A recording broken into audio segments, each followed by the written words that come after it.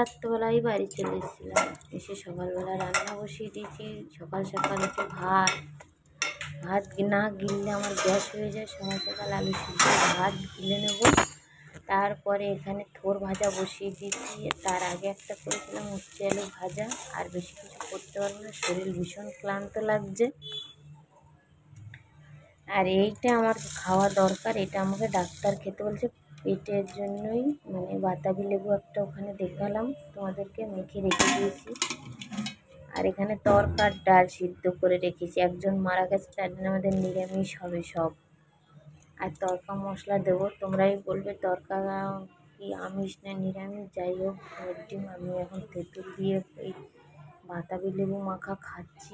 আমার ভীষণ ভালো লাগছে। এখন মুখ চোখ দেখে বুঝতেই পারছো কিছু ভালো লাগছে না, ভেঙে চুরে চুরমার হয়ে গেছে মুখটা। আমার শরীর একদম ভালো নেই, আবার সেই বাতাবি লেবু গিলতে আছি। গিলে গিলে মরিও না, এত শরীর খারাপ থাকে মরেও না। শুধু কী ব্লগ বানাবো, ঘোড়ার ডিম আর বালের ডিম বানাবো? শরীর ঠিক থাকে তবে তো বানাবে মানুষ, বলো তোমরাই বলো।